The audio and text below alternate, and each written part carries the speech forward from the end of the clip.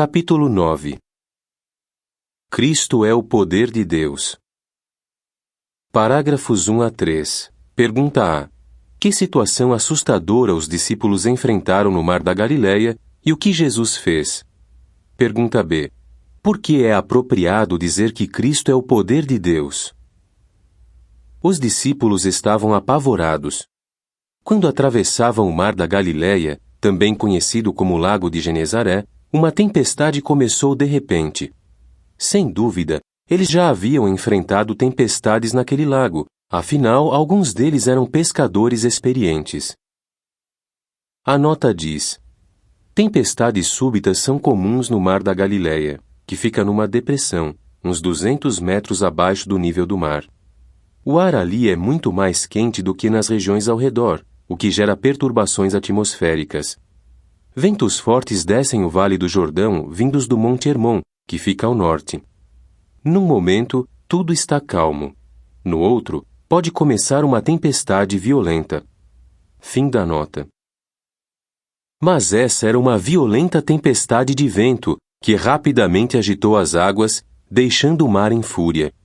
Os homens faziam de tudo para controlar a embarcação, mas a tempestade era forte demais. Ondas altas abatiam-se sobre o barco, inundando-o. Apesar de toda essa agitação, Jesus dormia profundamente na popa, exausto depois de um dia ensinando as multidões. Temendo por suas vidas, os discípulos acordaram-no e imploraram: Senhor, salva-nos, pois estamos prestes a perecer. Marcos 4, 35 a 38 e Mateus 8, 23 a 25. Jesus não demonstrou nenhum medo. Com total confiança, censurou o vento e disse ao mar: Silêncio! Cala-te! Ambos obedeceram imediatamente. A tempestade cessou, as ondas desapareceram e deu-se uma grande calmaria. Os discípulos ficaram muito assustados. Quem é realmente este? Cochicharam entre si.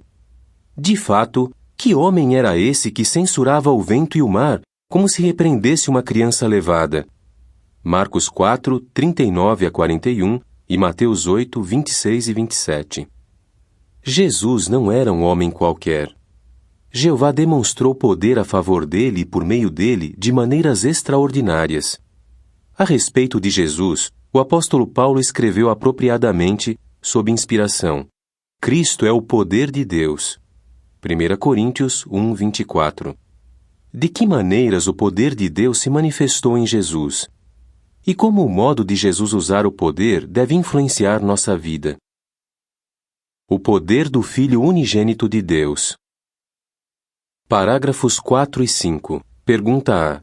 Que poder e autoridade Jeová delegou para seu Filho unigênito? Pergunta B. Como o Filho conseguiu executar as tarefas criativas de que o Pai lhe incumbiu? Pense no poder que Jesus tinha durante sua existência pré-humana. Jeová exerceu seu sempiterno poder quando criou seu Filho unigênito, que veio a ser conhecido como Jesus Cristo. Depois, Jeová delegou grande poder e autoridade ao Filho, para, por meio dele, criar tudo o que existe. A respeito do Filho, a Bíblia diz: todas as coisas vieram à existência por intermédio dele, e à parte dele nem mesmo uma só coisa veio à existência. João 1:3. Nós nem fazemos ideia da grandiosidade dessa incumbência. Imagine o poder necessário para criar milhões de anjos poderosos, o universo físico com seus bilhões de galáxias e a Terra com sua enorme variedade de formas de vida. Para realizar essas tarefas, o Filho unigênito tinha à disposição a força mais poderosa do universo, o Espírito Santo de Deus. O Filho teve muito prazer em ser o mestre de obras, usado por Jeová para criar todas as outras coisas. Parágrafo 6. Pergunta: após sua morte e ressurreição, que poder e autoridade Jesus recebeu? Será que o Filho unigênito receberia ainda mais poder e autoridade? Depois de sua morte e ressurreição, Jesus disse: Foi-me dada toda a autoridade no céu e na terra. Mateus 28, 18. Portanto, foram concedidos a Jesus tanto a capacidade como o direito de exercer poder em todo o universo. Como Rei dos Reis e Senhor dos Senhores, ele recebeu autorização de reduzir a nada todo o governo e toda a autoridade e poder, visível ou invisível, que se opõe ao seu Pai. Revelação 19:16 e 1 Coríntios 15, 24 a 26. Deus não deixou nada que não fosse sujeito a Jesus, exceto, é claro, Ele próprio, Jeová. Hebreus 2:8 e 1 Coríntios 15, 27. Parágrafo 7. Pergunta: por que podemos ter certeza de que Jesus nunca usará mal o poder que Jeová lhe concedeu? Será que precisamos ficar preocupados que Jesus use mal seu poder? De modo algum. Jesus ama de verdade o seu Pai e nunca faria nada para desagradá-lo. Ele sabe que Jeová nunca usa mal seu poder ilimitado. Observou de primeira mão como o Criador procura oportunidades de mostrar a sua força a favor daqueles cujo coração é pleno para com ele. 2 Crônicas 16:9. De fato, Jesus, assim como seu Pai, ama muito a humanidade, de modo que podemos ter confiança de que ele sempre usará seu poder para o bem. As ações de Jesus no passado confirmam isso. Ele jamais usou mal o poder. Vamos analisar o poder que ele tinha quando estava na Terra e como se sentiu motivado a usá-lo. Poderoso em palavra. Parágrafo 8. Pergunta: depois de ser ungido, que poder Jesus recebeu e como o usou? Evidentemente, Jesus não realizou milagres quando era menino e crescia em Nazaré. Mas isso mudou depois que ele foi batizado em 29 era comum, com cerca de 30 anos de idade. A Bíblia nos diz: Deus o ungiu com Espírito Santo e poder, e ele percorria o país, fazendo o bem e sarando a todos os oprimidos pelo diabo. Atos 10:38. Fazendo o bem. Isso indica que Jesus usou corretamente o poder, não acha? Depois de ser ungido, ele se tornou profeta poderoso em obras e palavra. Lucas 24:19. Parágrafos 9 a 11. Pergunta A. Onde Jesus realizou a maior parte da sua obra de ensinar e por que isso era um desafio? Pergunta B. Por que as multidões ficaram assombradas com o modo de Jesus ensinar? Em que sentido Jesus era poderoso em palavra? Ele muitas vezes ensinava ao ar livre, à beira de lagos, nas colinas, nas ruas e nas feiras. Ou seja, seus ouvintes poderiam simplesmente ir embora se suas palavras não prendessem a atenção. Naquela época, em que não havia livros impressos, os ouvintes apreciativos tinham de guardar as palavras dele na mente e no coração. De modo que o ensino de Jesus tinha de prender a atenção, ser fácil de entender e de lembrar. Mas isso não era problema para ele. Veja um exemplo: o Sermão do Monte. Certa manhã, no início do ano 31 era comum, uma multidão se reuniu numa colina perto do mar da Galileia. Alguns haviam vindo da Judéia e de Jerusalém, que ficavam a distância de 100 a 110 quilômetros dali. Outros haviam vindo da região costeira de Tiro e Sidom, ao norte. Muitos doentes se aproximaram de Jesus para tocá-lo, e ele curou a todos. Quando já não havia nenhuma pessoa gravemente doente entre eles, ele começou a ensinar. Quando terminou de falar algum tempo depois, as pessoas estavam fascinadas com o que tinham ouvido. Por quê? Anos depois, alguém que havia ouvido aquele sermão escreveu: as multidões ficaram assombradas com o seu modo de ensinar, pois ele as ensinava como quem tinha autoridade. Mateus 7, 28 e 29. As pessoas sentiam o poder de Jesus quando ele falava como representante divino, baseando seu ensino na autoridade da palavra de Deus. As declarações de Jesus eram claras, suas exortações persuasivas e seus argumentos irrefutáveis.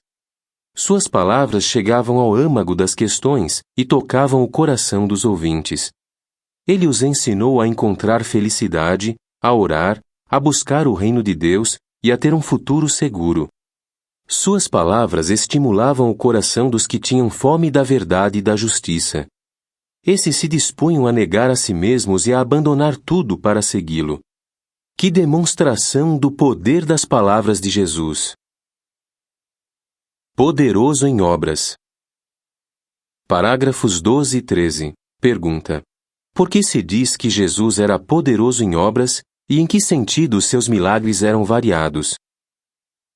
Jesus também era poderoso em obras. Lucas 24:19. Os evangelhos relatam mais de 30 milagres específicos que ele realizou, todos pelo poder de Jeová.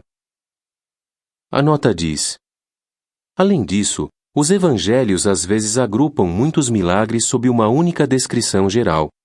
Por exemplo, em certa ocasião uma cidade toda foi vê-lo e ele curou muitos doentes. Fim da nota. Os milagres de Jesus beneficiaram milhares de pessoas. Em apenas 2 desses milagres, quando ele alimentou primeiro 5.000 homens e mais tarde 4.000 homens, além de mulheres e criancinhas, estiveram envolvidas multidões de, provavelmente, umas 20.000 pessoas. Mateus 14, 13 a 21 e 15, 32 a 38. Os milagres de Jesus eram bem variados. Ele tinha autoridade sobre demônios, expulsando-os facilmente. Tinha poder sobre elementos físicos, transformando água em vinho. Para a surpresa dos discípulos, ele caminhou sobre o revolto mar da Galileia. Tinha o poder de curar todo tipo de defeitos físicos, de doenças crônicas ou potencialmente fatais. As maneiras de lhe curar também variavam. Alguns foram curados à distância, outros foram tocados diretamente por Jesus. Alguns foram curados na hora, outros, aos poucos. Parágrafo 14. Pergunta: em que circunstâncias Jesus demonstrou que tinha o poder de anular a morte? Além disso, Jesus tinha uma habilidade notável: o poder de anular a morte. Há registros de 3 ocasiões em que ele ressuscitou mortos, devolveu uma menina de 12 anos aos pais, um filho único à mãe, que era viúva, e um irmão muito querido às suas irmãs. Para ele, nenhuma circunstância era tão difícil que o impedisse de realizar uma ressurreição. A menina de 12 anos, por exemplo, foi trazida de volta à vida pouco depois de ter morrido. Já o filho da viúva foi ressuscitado quando era transportado no seu esquife, sem dúvida no mesmo dia em que morreu. E a ressurreição de Lázaro se deu 4 dias depois de ele ter morrido. Poder usado de forma altruísta, responsável e compassiva. Parágrafos 15 e 16. Pergunta: o que demonstra que Jesus usava o poder de forma altruísta? Consegue imaginar o que aconteceria se o poder de Jesus caísse nas mãos de um governante imperfeito? Possivelmente, haveria abuso de poder. Mas Jesus não tinha pecado. Ele se recusou a ser manchado pelo egoísmo, pela ambição e pela ganância que levam os humanos imperfeitos a usar o poder para prejudicar outros. Jesus usava o poder de forma altruísta, nunca para obter vantagens pessoais. Quando estava faminto, recusou-se a transformar pedras em pão, em proveito próprio. Ele tinha poucos bens, o que demonstra claramente que não usava o poder para obter lucros materiais. Há outro fato que prova que suas obras poderosas não tinham motivação egoísta. Realizar milagres lhe custava algo. Quando curava doentes, saía poder dele. Ele sentia isso até quando curava uma única pessoa. Mesmo assim, deixava que multidões o tocassem, e elas eram curadas. Que abnegação! Parágrafo 17. Pergunta: como Jesus mostrou que usava o poder de modo responsável? Jesus usava o poder de modo responsável. Ele nunca fez obras poderosas só para se mostrar ou por exibicionismo, sem um propósito. Ele se recusou a realizar sinais só para satisfazer a curiosidade de Herodes, que tinha motivações erradas. Em vez de propagar os seus feitos aos 4 ventos, Jesus muitas vezes dizia aos curados que não contassem nada a ninguém. Não queria que as pessoas tirassem conclusões a seu respeito, com base em relatos sensacionalistas. Parágrafos 18 a 20. Pergunta A. O que influenciava o modo de Jesus usar o poder? Pergunta B. O que você acha do modo de Jesus curar um surdo? Jesus era um homem poderoso, mas era bem diferente de certos governantes que exercem o poder de forma insensível, sem levar em conta as necessidades e o sofrimento dos outros. Jesus se preocupava com as pessoas. Só de ver os aflitos, ele sentia tanta compaixão que simplesmente tinha de aliviar seu sofrimento. Ele levava em consideração seus sentimentos e necessidades, e essa preocupação amorosa influenciava seu modo de usar o poder. Em Marcos 7, 31 a 37, encontra-se um exemplo comovente disso. Naquela ocasião, grandes multidões encontraram Jesus e trouxeram-lhe muitos doentes, e ele curou a todos. Mas Jesus mostrou consideração especial por um homem surdo que mal conseguia falar. Talvez ele tenha percebido que o homem estava muito nervoso ou embaraçado. Bondosamente, levou o homem para longe da multidão. Daí, em particular, usou sinais para explicar ao homem o que faria. Então, pôs os seus dedos nos ouvidos do homem e, depois de cuspir, tocou na língua dele. Marcos 7, 33. A nota diz: cuspir era um método ou sinal de cura conhecido tanto por judeus como por gentios, e o uso de saliva em curas está registrado em escritos rabínicos. Possivelmente, Jesus cuspiu apenas para mostrar ao homem que ele ia ser curado. Seja como for, Jesus não usou a saliva como substância curativa natural. Fim da nota.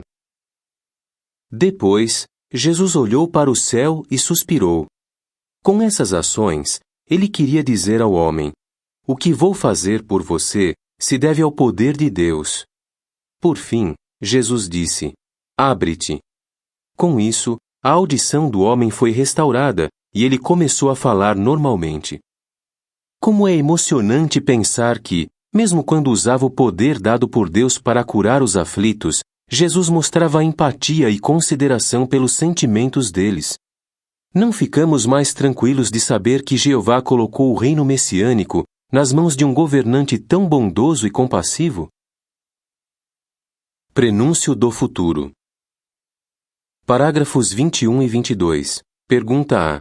O que os milagres de Jesus indicavam para o futuro? Pergunta B. Visto que Jesus tem controle sobre as forças da natureza, o que podemos esperar sob seu domínio no reino? As obras poderosas que Jesus realizou na terra dão apenas uma ideia das bênçãos muito maiores que haverá sob seu reinado.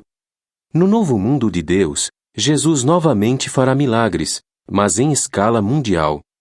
Veja quais são algumas das perspectivas emocionantes para o futuro.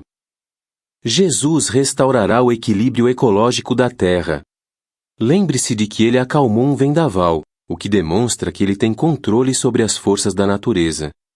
Sem dúvida, então, sob o seu domínio no reino, a humanidade não precisará ter medo de tufões, terremotos, vulcões ou outras calamidades naturais. Visto que foi o mestre de obras usado por Jeová para criar a terra e todas as formas de vida nela, Jesus entende plenamente a constituição do planeta. Sabe como usar seus recursos de forma apropriada. Sob seu domínio, a terra inteira será transformada num paraíso. Parágrafo 23. Pergunta: como rei, de que formas Jesus satisfará as necessidades da humanidade? E as necessidades da humanidade? Usando poucas provisões, Jesus forneceu alimento mais do que suficiente a milhares de pessoas. Isso nos assegura que, sob seu domínio, a fome desaparecerá. De fato, haverá muito alimento, que será distribuído de forma justa, eliminando a fome para sempre. Como ele é capaz de curar doenças, podemos ter certeza de que os enfermos, cegos, surdos, mutilados e deficientes físicos serão curados de forma completa e permanente. E ele também tem a habilidade de trazer os mortos de volta à vida. Portanto, podemos ter certeza de que, como poderoso Rei Celestial, ele ressuscitará os incontáveis milhões que seu Pai guarda na memória. Parágrafo 24. Pergunta: ao refletirmos no poder de Jesus, o que é bom termos em mente e por quê?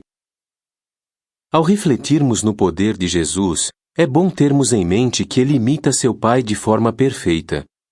Assim, o modo como o Filho usa o poder mostra-nos claramente como Jeová também o usa.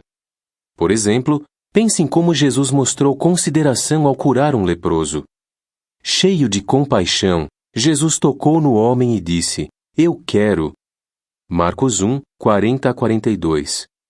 Em relatos como esse, é como se Jeová nos dissesse: "É assim que eu uso o poder." Não sente vontade de louvar nosso Deus Todo-Poderoso e agradecer-lhe por usar seu poder de modo tão amoroso? Perguntas para a meditação. Isaías 11, 1-5. Como Jesus manifesta o espírito de potência e, por causa disso, que confiança podemos ter a respeito do domínio dele? Marcos 2, 1-12. As curas milagrosas de Jesus demonstram que ele recebeu que autoridade? João 6, 25-27. Embora Jesus satisfizesse de forma milagrosa as necessidades físicas das pessoas, qual era o objetivo principal do seu ministério? João 12, 37-43. Por que algumas testemunhas oculares dos milagres de Jesus não depositaram fé nele e o que podemos aprender disso?